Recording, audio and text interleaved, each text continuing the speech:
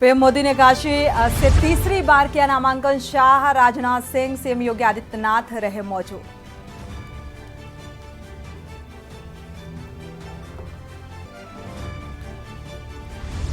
विपक्ष ने भगवान राम का किया अपमान। सीएम योगी आदित्यनाथ ने विपक्ष पर किया प्रहार। योजनाएं बेकार जाएगी मोदी सरकार, विपक्ष ने साधा निशाना। राजनाथ सीएम योगी की साझा रैली चुनावी जनसभा को संबोधित करने के लिए पहुंचे।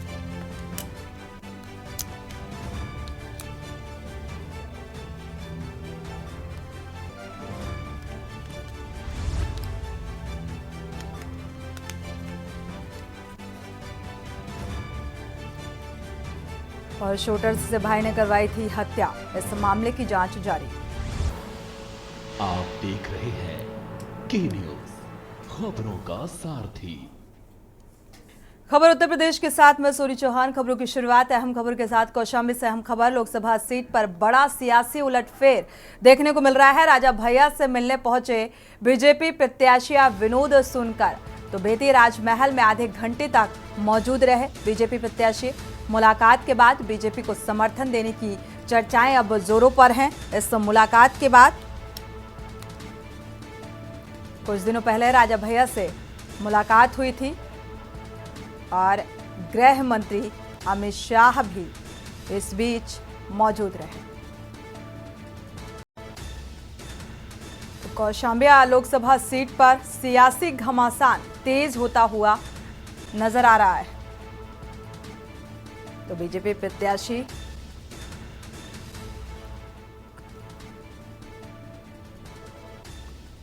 से ये मुलाकात, अब चर्चाएं जोरों पर। तो आधे घंटे करीब बातचीत होती रही और बीजेपी को समर्थन दिए जाने को लेकर अब चर्चाएं जोरों पर हैं।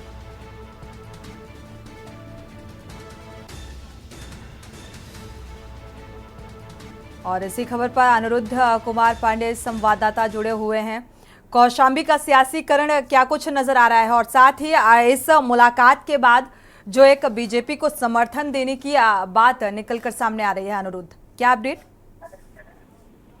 जी, आपको बता दूं कि कौशाम्बी लोकसभा 50 जो है बाबागंज और कुंडा भी जोड़ते हैं। 3 लोकसभा, मंझनपुर और सिराथू विधानसभा और चायल विधानसभा, 5 विधानसभा हैं जो कौशाम्बी लोकसभा 50 में आती हैं, जिसमें राजा भैया का बहुत बड़ा प्रभाव लोकसभा बाबागंज और कुंडा में उनका दबदबा है। इस अटकले को लेकर आज प्रत्याशी विनोद सोनकर जो लोकसभा कौशाम्बी के प्रत्याशी हैं भाजपा से, विनोद सोनकर जी, वो उनसे मुलाकात की है। लेकिन शाम 5 बजे राजा भैया ने नजर आ रही है क्या? क्योंकि देखा जाए राजा भैया का दबदबा रहा जिस तरीके से, तो सियासी उलटफेर की कोई उम्मीद इस मुलाकात के बाद? जी, आपको बता दूं राजा भैया ने अपने कार्यकर्ताओं को आज शाम 5 बजे अपनी बेटी कोठी में बुलाए थे, जहां कार्यकर्ताओं से वे बैठक करने के बाद उन्होंने अपने कार्यकर्ताओं, अपने नेताओं को साफ कह दिया है कि आप कहीं भी किसी भी पार्टी को मतदान कर सकते हैं, मेरी तरफ से किसी तरह की रोक टोक नहीं है। जी, किसी को भी मतदान कर सकते हैं, किसी भी तरीके की रोक टोक नहीं है। लेकिन फिलहाल इस मीटिंग के या इस मुलाकात के कई मायने निकलकर सामने आ रहे हैं। शुक्रिया इस तमाम जानकारी को साझा करने के लिए। तो फिलहाल बीजेपी का जो जन समर्थन ये कहा जाए, इसको मजबूती देने की एक कवायद से भी जोड़कर इसे देखा जा सकता है। बढ़ते आगे और बात करते हैं महाराजगंज का रुख कर लेते हैं, जहां पर अंतिम चरण में मतदान होना है और अंतिम दिन कांग्रेस पार्टी के प्रत्याशी वीरेंद्र चौधरी ने अपना नामांकन दाखिल किया। नामांकन के बाद कांग्रेस प्रत्याशी के समर्थन में जवाहरलाल नेहरू पीजी कॉलेज में एक जनसभा का भी आयोजन किया गया, जिसमें कांग्रेस के राष्ट्रीय अध्यक्ष मल्लिकार्जुन खड़गे, समाजवादी पार्टी के नेता और पूर्व मंत्री शिवपाल सिंह यादव, कांग्रेस पार्टी के राष्ट्रीय महासचिव अविनाश पांडे और कांग्रेस पार्टी की प्रवक्ता सुप्रिया श्रीनेता ने संबोधित किया। कांग्रेस पार्टी के राष्ट्रीय अध्यक्ष मल्लिकार्जुन खड़गे ने कहा कि प्रधानमंत्री नरेंद्र मोदी डबल इंजन सरकार की बात कहते हैं, लेकिन एक इंजन फेल और एक डिरेल हो गया है। बीजेपी का काम सिर्फ कांग्रेस को गालियां देना है। सुबह उठते ही राम का नाम कम लेते हैं और कांग्रेस का नाम ज्यादा लेते हैं। सपा नेता शिवपाल सिंह यादव ने कहा कि बीजेपी झूठ बोलने के साथ ही बेईमान है और भ्रष्ट भी है। ये लोग संविधान को बदलना चाहते हैं। खुद प्रधानमंत्री बात करते हैं, सरकार डबल इंजन की सरकार है। वही एक इंजन तो फेल हो गई, एक इंजन डिरेल हो गई। अब कहा तुम डबल इंजन की बात करते हो, उससे क्या होगा? लेकिन हमने जो देश को आगे बढ़ाया, पंडित जवाहरलाल नेहरू जी से लेकर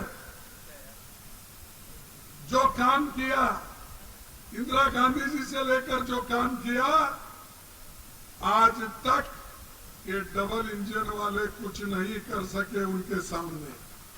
और झूठ के साथ साथ बहुत बड़े बेईमान भी हैं और बेईमानी करने के साथ साथ भ्रष्ट, बहुत बड़े भ्रष्ट भी हैं।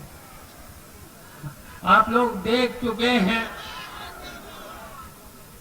और किस तरीके से ये संविधान को बदलना चाहते हैं और संविधान की मूल भावना को किस तरीके से बदलना चाहते हैं। और इसीलिए उन्होंने नारा दिया था 400 पार। लेकिन हम कहना चाहते हैं, जो 4 चरणों में जो चुनाव हुआ है। और इसी बीच बड़ी खबर से आपको रूबरू करा दें। महाराजगंज से बड़ी खबर, खरगे की सभा में पूर्व सांसद की तबीयत खराब हुई, तबीयत बिगड़ गई। पूर्व सांसद जितेंद्र सिंह सभा के दौरान बेहोश हो गए तो एम्बुलेंस से पूर्व सांसद को अस्पताल भेजा गया। अस्पताल में चल रहा है जितेंद्र सिंह का इलाज। तो फिलहाल इलाज जारी। कांग्रेस से 1984 में महाराजगंज से चुने गए थे जितेंद्र सिंह। तो चुनाविया जनसभा के दौरान तबीयत खराब हुई, हालांकि आनंद फानन में अस्पताल पहुंचाया गया। फिलहाल इलाज जारी है।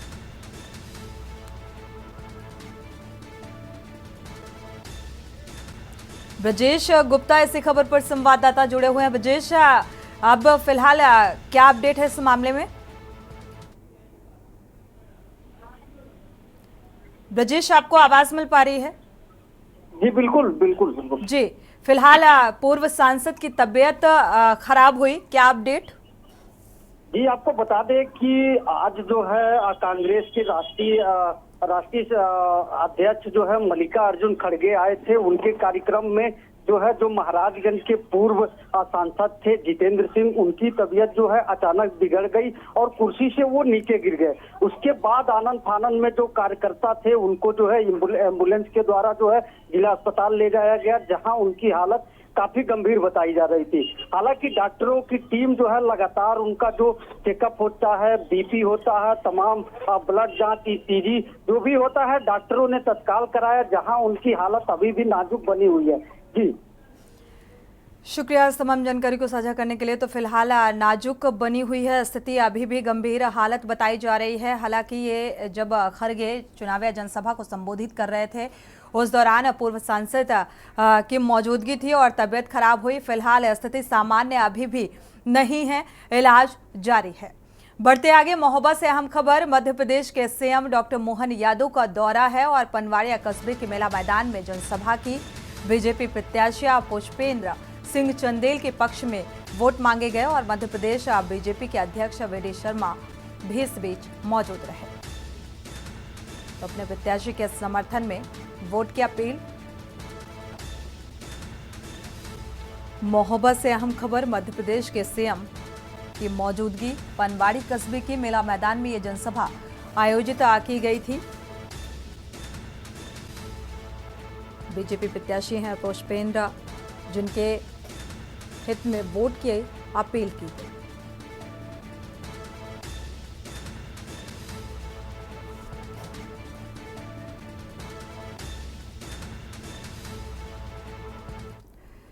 और इसी बीच लखनऊ से खबर सामने आ रही है। लखनऊ से अहम खबर आपको बता दें, 17 मई को अखिलेश यादव रोड शो करेंगे। केडी सिंह बाबू स्टेडियम से जीपीओ तक ये रोड शो निकाला जाएगा।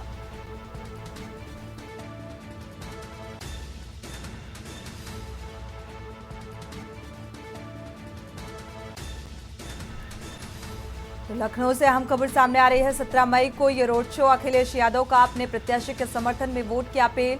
जीपीओ तक ये रोड शो निकाला जाएगा। प्रत्याशी के समर्थन में ये रोड शो।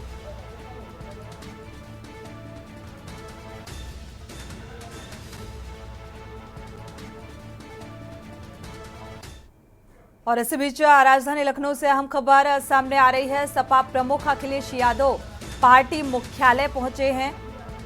तो मुख्यालय में चुनाव को लेकर एक बैठक का आयोजन किया गया है और ये बैठक चुनावी लिहाज से बेहद अहम। 20 मई को 5वें चरण का मतदान होना है और इसको लेकर लगातार सक्रियता। लखनऊ और मोहनलालगंज सीट पर अब चिंतन और मंथन किया जाएगा इस बैठक के दौरान और इसी को लेकर अपने प्रत्याशियों को जिताने के लिहाज से एक रणनीति तैयार की जाएगी। इंडिया गठबंधन की ये बैठक फिलहाल चुनावी लिहाज से बेहद अहम है। 17 मई को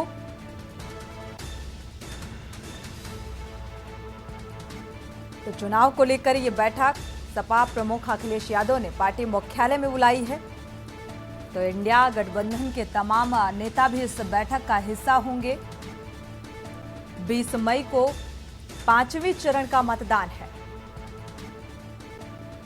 तो 4 चरण के मतदान जो हैं वो संपन्न हो चुके हैं। फिलहाल 5वें चरण के मतदान को लेकर अब तैयारियां तेज।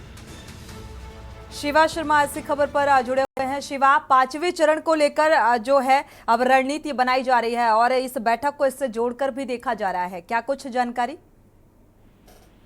देखिए सोनी, बिल्कुल कुछ देर पहले अखिलेश यादव समाजवादी पार्टी की जो प्रमुख है वो पार्टी मुख्यालय पहुंचे हैं और तमाम पदाधिकारियों के साथ बैठक कर रहे हैं और इस पर विशेष मंथन हो रहा है कि जो 5वां, 6वां और 7वां जो चरण है उस पर किस तरीके से पार्टी के कार्यकर्ता काम करेंगे, पार्टी के पदाधिकारी काम करेंगे और लीडिंग किसकी होगी। क्योंकि हमेशा से देखा गया है कि जब लोकसभा चुनाव में जब लीडिंग की बात आती है तो कहीं ना कहीं दिशा भ्रम हो जाता है और उसी को लेकर के अब अखिलेश यादव पार्टी पदाधिकारियों के साथ बैठक कर रहे हैं कि कौन कौन किसके निर्देश पर काम करेगा और किस तरीके का काम होगा।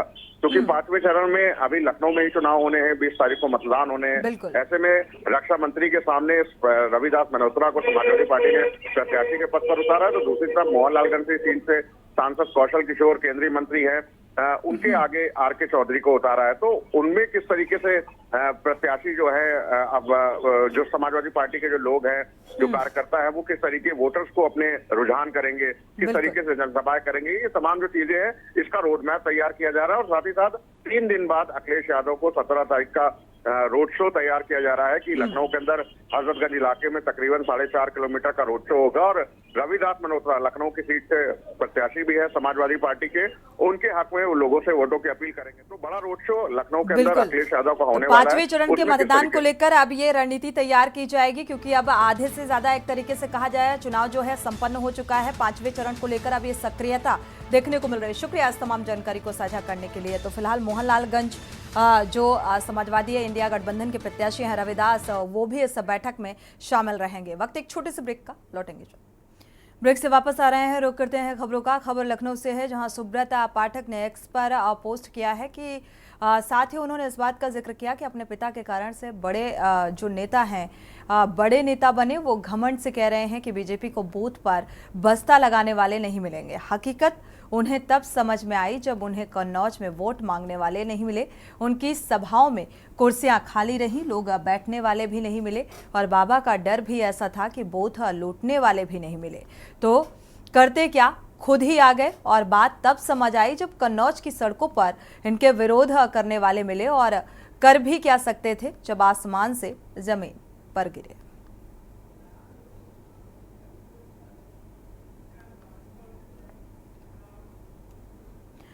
बढ़ते आगे, फर्रुखाबाद लोकसभा के सामान्य प्रेक्षक दीपक कुमार मेड़ा द्वारा जिलाधिकारी डॉक्टर वीके सिंह और सभी प्रत्याशियों, निर्वाचन अभिकर्ताओं की उपस्थिति में लोकसभा निर्वाचन क्षेत्र फर्रुखाबाद में मतदान की समीक्षा की गई। समीक्षा में सभी बूथों पर मतदान सही पाया गया। लोकसभा क्षेत्र में किसी भी बूथ पर पुनर्मतदान नहीं होगा। सामान्य प्रेक्षक दीपक कुमार मेड़ा ने बताया कि फर्रुखाबाद जनपद में संपन्न मतदान की समीक्षा किए जाने पर सभी बूथों पर मतदान सही पाया गया है। लोकसभा क्षेत्र में किसी भी बूथ पर पुनर्मतदान नहीं होगा।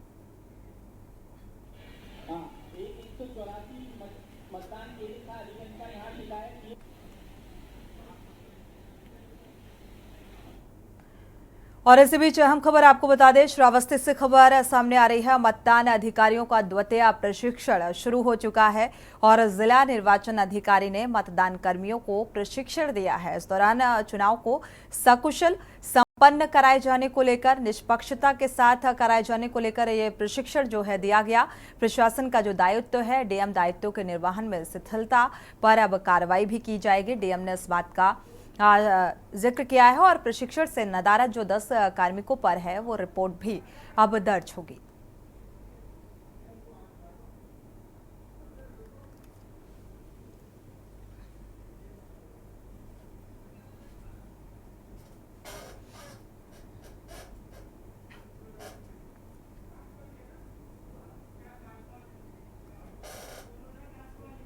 और इसी बीच अहम खबर कानपुर से आपको बता दें, CSVM मेडिकल कॉलेज की खुली पोल। 70 वर्षीय पिता को गोद में ले जाता दिखा पुत्र। प्रमुख सचिव के निरीक्षण में ये तस्वीर सामने आई। गोद में ले जाते वक्त मीडिया कर्मियों ने बनाया वीडियो और मरीज गोद में ले जाता हुआ देखा प्रिंसिपल के भी होश उड़ गए। प्रमुख सचिव पार्थ सारथी आए थे मेडिकल कॉलेज निरीक्षण करने में और इस दौरान ये वीडियो सामने आया और ये जमीनी हकीकत सामने आई उन व्यवस्थाओं को लेकर। तो प्रमुख सचिव के सामने का ये वीडियो है जो सामने आ रहा है, जो आप तस्वीरों में देख पा रहे हैं कि किस तरीके से एक बुजुर्ग को जो 70 वर्षीय बताया जा रहा है उसे गोद में लेकर ये शख्स आगे बढ़ रहा है। यानी कि वो तमाम दावे जिनके दावे किए जाते हैं व्यवस्थाओं को लेकर अगर कहा जाए, वो फिलहाल व्यवस्थाएं नजर नहीं आ रही।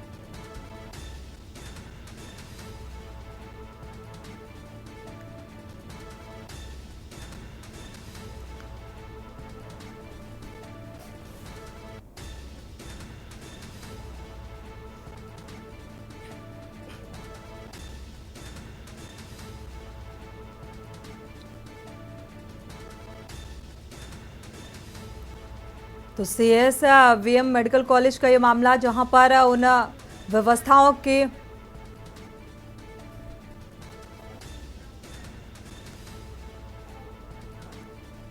कौतुब मिश्रा ऐसी फोन लाइन संवाददाता जुड़े हुए हैं। फिलहाल क्या अपडेट है इस मामले को लेकर? जी बिल्कुल, आपको बता दूं कि यूपी के स्वास्थ्य मंत्री व डिप्टी सीएम ब्रजेश पाठक जी लगातार सरकारी अस्पतालों और मेडिकल कॉलेज का निरीक्षण कर बेहतर स्वास्थ्य सेवाओं की बात कहते हैं, लेकिन इस तरीके के जब वीडियो वायरल होते हैं तो उन बेहतर स्वास्थ्य सेवाओं की पोल खुल जाती है। आज प्रमुख सचिव स्वास्थ्य हाईलाइट के निरीक्षण पर है। उस दौरान एक तीमारदार अपने पिता को इस तरीके से हाथ में ले जाते हुए दिखा, जिसके बाद से उन्होंने कार्रवाई के निर्देश दिए हैं। जी बिल्कुल, फिलहाल इस मामले में क्या कुछ कार्रवाई होगी ये देखना होगा, लेकिन लगातार ऐसी तस्वीरें सामने आती हैं क्योंकि अस्पताल प्रबंधन में कहीं टॉर्च की रोशनी पर ऑपरेशन किया जा रहा है, कहीं वो तमाम व्यवस्थाएं नजर आती हैं। और JSVM मेडिकल कॉलेज का ये पूरा मामला और उन सवालों को पुख्ता कर देता है कि आखिर जब यहाँ पर इस तरीके की व्यवस्थाएं हैं तो बाकी जगहों में क्या हाल होगा। सरकारी अस्पतालों से भी लगातार ऐसी तस्वीरें सामने आती हैं। शुक्रिया कौस्तुभ इस तमाम जानकारी को साझा करने के लिए। तो फिलहाल ये तस्वीर ये बता रही है कि अव्यवस्थाएं कितनी चरम पर हैं।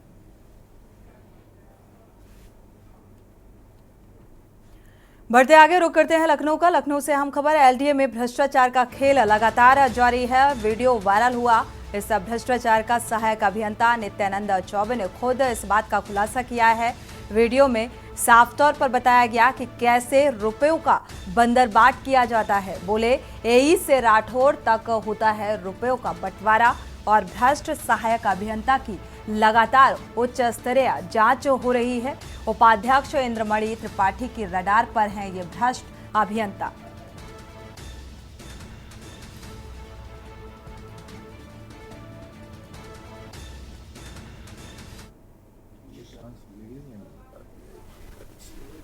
अब उसमें आता हूँ देना ही तो करना, तभी तो हम बचेंगे। और मैं कहीं से नहीं जुड़ा हूँ, विश्वास हंस लिए मैंने बता दिया। अब उसमें आता हूँ देना ही करना, तभी तो हम बचेंगे। और मैं कहीं से नहीं जुड़ा हूँ, विश्वास हंस लिए मैंने बता दिया। अब उसमें आता हूँ देना ही तो करना, तभी तो हम बचेंगे। और मैं कहीं से नहीं जुड़ा हूँ, विश्वास हंस लिए मैंने बता दिया। अब उसमें आता हूँ देना ही तो करना, तभी तो हम बचेंगे। और मैं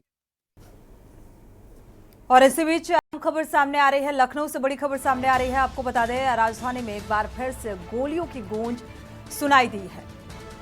तो कालिंदी पार्क वृंदावन योजना में दो पक्षों में खूनी संघर्ष, दोनों पक्षों में ताबड़तोड़ चली गोलियां, क्षेत्र में दहशत का माहौल। तो राजधानी में एक बार फिर से गोलियों की गूंज से दहशत। लखनऊ से अहम खबर सामने आ रही है, राजधानी में एक बार फिर से दो पक्षों में खूनी संघर्ष हुआ। तो कालिंदी पार्क वृंदावन का ये मामला है, जहां पर दोनों पक्षों में ताबड़तोड़ गोलियां चली हैं, क्षेत्र में दहशत का माहौल। तो फिलहाल वजह साफ होती हुई नजर नहीं आ रही है कि इस पूरे घटनाक्रम की वजह क्या रही।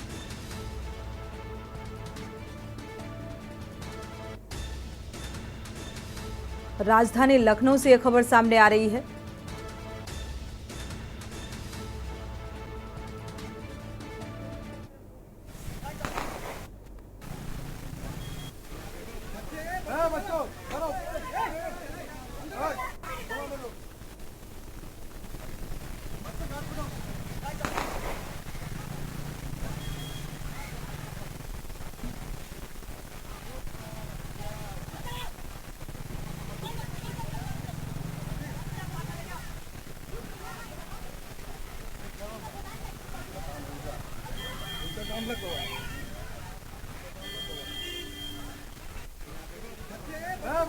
किस तरीके से जो लोग हैं वो दूर से तमाशबीन बने हुए हैं और दो पक्ष हैं जो फिलहाल आमने सामने आया और यहां पर गोलियों की गूंज सुनाई दी।